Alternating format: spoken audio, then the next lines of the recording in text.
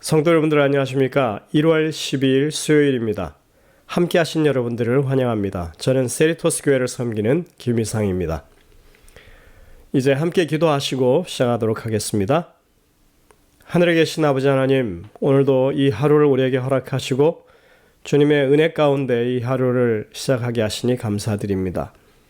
주님, 오늘도 저에게 생명 주시고 구원 베푸심을 저희들이 진심으로 감사하고 그것을 기쁨으로 여기며 살아갈 수 있는 이 하루가 되게 도와주시고 하나님의 말씀을 가까이 하고 주님의 인도하심을 간구하는 저희의 삶이 되게 인도하여 주옵소서. 오늘도 이 아침에 주님 앞에 무릎 꿇어 간구하는 주의 백성들의 모든 탄원을 들어주시고 소원을 주님께서 이루어 주셔서 하나님의 백성들이 이 땅에서 하나님의 도우심으로 살고 있다고 하는 확신을 갖게 하여 주옵소서. 특별히 질병으로 고통당하는 주의 백성들이 있사오니 주님 불쌍히 여기시고 어루만지셔서 치유하여 주옵소서. 믿음의 용기를 낼 수 있도록 도와주시고 그 연약한 육신이 온전히 회복될 수 있게 하여 주옵소서. 주님, 오늘도 저희들이 말씀을 펴고 주의 성령의 깨우치심과 역사하심을 간구하오니 우리와 함께 하셔서 분명한 음성을 듣게 하시고 믿음의 결단을 가질 수 있도록 인도해 주옵기를 예수님의 이름으로 간절히 기도드립니다. 아멘. 오늘 제목은 그를 통해 만물을 만드심입니다. 예수님이 이 땅에 오신 이후에 교회가 가지게 되는 신관, 하나님께 대한 그 믿음은 유대인들의 것과는 많이 달랐습니다. 그것이 내용이 바뀐 것이 아니라 어떤 하나님이냐에 관한 개념이 달라진 것입니다. 유대인들은 먼저 신명기 6장 4절을 기초해서 구약 전체에 걸쳐서 유일하신 여호와 하나님을 섬겨왔습니다. 반면에 예수님을 따르는 기독교회는 삼위일체 하나님을 섬기게 되었습니다. 물론 교회가 이런 이해로 바뀌게 된 것은 그저 하루아침에 그렇게 쉽게 바뀐 것은 아닙니다. 우리가 교회 역사를 살펴보면 적어도 300여 년의 시점이 지나서 예수님이 과연 어떤 신성을 가진 분이냐를 신학적으로 따지면서 결론적으로 이 삼위일체에 관한 것이 교회 안에 정착되게 됩니다. 예수님의 신성에 대해서, 즉 예수님이 하나님이시라고 하는 사실은 교회 초기부터 사도들과 이 바울이 교회 초기부터 강력하게 주장하던 바입니다. 우리가 삼위일체라고 하는 것은 하나님의 존재 방식에 관한 것이고 하나님의 속성에 대한 논의이기 때문에 사실상 완전한 이해가 어렵습니다. 단지 우리는 성경에 기록된 말씀을 근거해서 그러한 이해를 가지게 된 것뿐입니다. 예수님의 제자들과 사도 바울은 예수님의 신성에 대해서 처음부터 확고한 믿음을 가지고 있었습니다. 그러나 그러한 주장이 사실 당시 유대인들 사회에 그것이 쉽게 이해될 수 없는 그런 사안들이었다고 하는 것을 우리가 기억해야 할 것입니다. 조금 고집스러운 유대인들에게라고 하면 아마 언급조차 하기 어려웠을 것이 분명합니다. 그러니 구약 성경 안에서 이것을 잘 설득하고 논증해야 할 그런 내용이었다고 하는 것입니다. 이번에 우리가 다루는 히브리서도 하나님께서 예수님을 통해서 이 세상을 창조하셨으며 예수님께서 그의 능력의 말씀으로 만물을 붙들고 계신다고 말하고 있습니다. 이런 개념은 구약 성경의 여러 표현들과 대치되는 내용들처럼 보였을 것입니다. 우리가 지난 기회에 공부했던 신명기에서 이렇게 말하죠. 신명기 6장 4절입니다. 이스라엘아 들으라. 우리 하나님 여호와는 오직 유일한 여호와시니 누가 들어도 여호와는 유일신이십니다. 또한 이사야 44장 24절은 내 구속자여 모태에서 너를 지은 나 여호와가 이같이 말하노라. 나는 만물을 지은 여호와라. 홀로 하늘을 폈으며 나와 함께 한 자 없이 땅을 펼쳤다. 여기 분명히 창조 때 나와 함께 한 자가 없었다라고 말씀하고 계십니다. 이사야 45장 18절 대저 여호와께서 이같이 말씀하시되 하늘을 창조하시니 그는 하나님이시니 그가 땅을 지으시고 그것을 만드셨으며 그것을 견고하게 하시되 혼돈하게 창조하지 아니하시고 사람이 거주하게 그것을 지으셨으니 나는 여호와라 나 외에 다른 이가 없느니라. 분명히 여기서도 나 외에 다른 이가 없다고 선언하고 계십니다. 느헤미야 9장 6절입니다. 오직 주는 여호와시라 하늘과 하늘들의 하늘과 1월 성신과 땅과 땅 위의 모든 만물과 바다와 그 가운데 모든 것을 지으시고 다 보존하시오니 모든 천군이 주를 경배하나이다. 여기서 오직 주는 여호와시라고 말하고 있습니다. 구약에서 하나님께서는 당신이 홀로 오직 세상을 만드셨으며 당신만이 유일한 하나님이라고 계속해서 말씀하고 계십니다. 그렇다면 이런 구약의 말씀과 신약에서 하나님께서 예수님을 통해서 만물을 창조하셨다는 말씀을 우리가 어떻게 조화시킬 수 있겠습니까? 오늘 우리는 이 짧은 시간에 유일하신 여호와 하나님이 어떻게 삼위일체 하나님의 개념으로 이해되게 되었는가 하는 것을 다 설명할 수는 없습니다. 단지 구약 성경 중에 이 땅에 하나님이 보낼 구세주가 아기로 탄생하실 것과 그분이 하나님이시라고 하는 사실을 예언한 말씀들을 우리가 찾을 수 있습니다. 이사야 9장과 7장에 보면 이 땅에 오실 메시아에 대해서 이렇게 말하고 있습니다.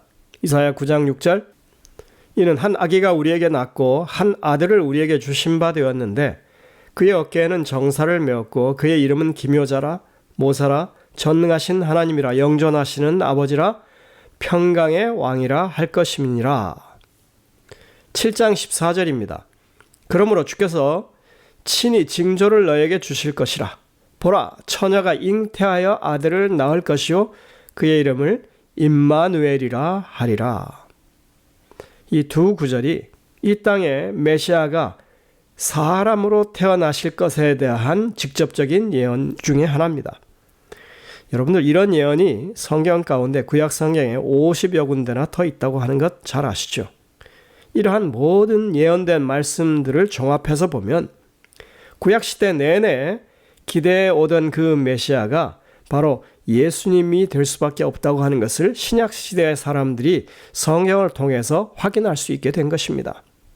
바울은 히브리서에서 이러한 확인 절차를 생략한 채 예수님이 바로 이 땅에 메시아로 오신 하나님이라고 하는 사실을 강력하게 확신하면서 설명하고 있는 것뿐입니다.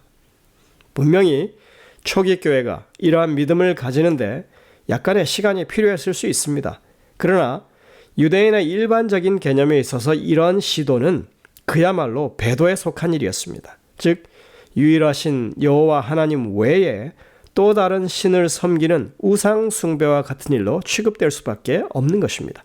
지금도 그것은 마찬가지입니다. 그도 그럴 것이 수천 년을 그런 믿음을 가지고 살아왔는데 갑자기 그것을 바꾸기가 쉽지 않은 일이기 때문에 그렇습니다. 하지만 초기 교회 교인들은 이 구약에 예언된 말씀과 예수님께 일어났던 모든 일들을 대조하면서 예수님이 하나님이시라고 하는 확신을 가지게 되었다는 것입니다. 물론 어떤 사람들은 오늘날까지 예수님은 단지 하나님께서 세상을 창조하시는 데 사용한 도구에 불과하다고 생각합니다. 그러나 우리는 바울에게서 그 어떤 이런 내용을 찾아볼 수가 없습니다. 첫 번째, 바울에게 있어서 예수님은 조력자가 아니라 이 세상을 창조하신 하나님 자신이십니다. 바울은 히브리서 1장 10절에서 예수님은 하늘과 땅을 창조하신 하나님이라고 이야기하고 있습니다. 그리고 시편 102편 25절부터 27절에서 창조주 되시는 여호와 하나님께 대한 이야기를 예수님께 적용하고 있습니다. 그리고 두 번째, 히브리서 2장 10절에서 아버지를 통해 만물이 창조되었다고 그렇게 이야기하는데 이것은 히브리서 1장 2절에서 예수님께도 똑같이 적용된 말입니다. 아버지께서 창조하셨고 예수님도 창조하셨다 이것입니다. 아버지와 아들 사이에는 그 목적과 활동에 있어서 완벽한 일치가 있는 것입니다. 이것이 바로 삼위일체의 신비 중 하나입니다. 예수님께서 창조하셨고 하나님께서도 창조하셨지만 창조주는 한 분이십니다. 이는 예수님이 하나님이심을 의미하는 것입니다. 한편 히브리서 4장 13절은 예수님은 심판자이심을 보여주고 있습니다. 지으신 것이 하나도 그 앞에 나타나지 않음이 없고 우리의 결산을 받으실 이의 눈앞에 만물이 벌거벗은 것 같이 드러나느니라. 히브리서 4장 13절이죠. 모든 행동, 동기가 다 하나님 앞에 벌거벗은 것처럼 드러나 결산하게 될 것이다 말씀합니다. 이 표현이야말로 주님이 심판자 되심을 말합니다. 통치하고 심판하시는 예수님의 권위는 하나님께서 모든 것을 창조하시고 만물에 대한 주권을 가지고 계심에서 비롯되는 것입니다. 또 히브리서 1장 3절과 골로새서 1장 17절은 예수님께서 만물을 붙들고 계신다고 선언합니다. 이와 같은 예수님의 붙드시는 행위는 인도하심과 통치하심의 개념을 말합니다. 이러한 주님의 권능의 행사는 변함없이 지금도 일어나는 일입니다. 신약 성경에서 붙들다라고 해석하고 있는 헬라어 단어 페로는 바람이 배를 몰아가는 것을 말합니다. 또는 하나님께서 선지자들을 인도하시는 것을 묘사하는 표현입니다. 즉 예수님께서는 우리를 창조하셨을 뿐만 아니라 매우 실질적인 차원에서 우리를 붙들고 계시는 것을 말합니다. 우리를 이끌고 계시고 우리를 유지하게 하시는 것을 말합니다. 모든 호흡과 심장박동 그리고 우리의 존재의 매 순간은 모든 존재하는 것에 기초가 되시는 예수님 안에서 발견될 수밖에 없는 것입니다. 그래서 시편에서는 우리의 생명의 원천이 주께 있다고 말합니다. 주님이 손을 거두시면 우리는 죽습니다. 주님이 붙으시면 우리가 움직이고 사는 것입니다. 이것이 만물이 유지되고 생육하는 방법입니다. 바울이 아테네에서 하나님을 전혀 모르는 시민들을 향해서 설교할 때 하던 말이 있죠. 사도행전 17장 28절에 그는 이렇게 말합니다. 우리가 그를 힘입어 살며 기동하며 존재하느니라. 너희 시인 중 어떤 사람들의 말과 같이 우리가 그의 소생이라. 아테네 시민들은 알지 못하는 신에게 그렇게 제단을 쌓고 공경했습니다. 그때 바울이 그 알지 못하는 신이 누구인지 알게 해주겠다고 하는 말이 바로 하나님이 어떤 일을 하시는지를 이렇게 말한 것입니다. 우리에게 생명을 주시고 삶을 유지하게 하시는 그런 하나님, 그분이 바로 예수 그리스도시라고 하는 사실을 우리가 오늘 다시 한번 인정해야 할 것입니다. 영감의 기별을 잠시 보겠습니다. 사도는 그의 형제들 앞에 그리스도를 하나님께서 그로 말미암아 만물을 창조하신 분으로 그리고 그들의 구원을 이루시는 분으로 높였다. 그는 공간에서 세계를 붙드시고 온 우주의 만물들을 질서정연하게 배열하시고 끊임없이 활동을 주관하시는 손이 바로 그들을 위하여 십자가에 못 박힌 손이라고 선언했다. 사도행적 417쪽입니다. 여러분들, 오늘도 우리를 구원하시며 하루하루의 생명을 주시고 더 풍성한 생명을 주셔서 영원한 생명까지 약속하시는 주님께 우리의 믿음을 고백하는 하루가 되시기를 간절히 바라면서 말씀을 드리겠습니다. 기도하시겠습니다. 하늘에 계신 아버지 하나님, 오늘 이 하루의 삶을 통하여 하나님이 우리의 생명의 원천이 되시며 우리의 유지자가 되시고 공급자가 되시고 양육자가 되시고 여전히 이 만물을 붙드시는 하나님이 주님이시라고 하는 사실을 우리가 분명히 깨닫고 주를 온전히 의지하며 신뢰하는 이 하루의 삶이 되게 인도하여 주옵기를 예수님의 이름으로 간절히 기도드립니다. 아멘. 네, 여러분들 오늘도 이 주신 말씀들을 깊이 묵상하면서 주님의 음성을 듣게 되시길 바랍니다. 저희들은 내일 다시 뵙겠습니다.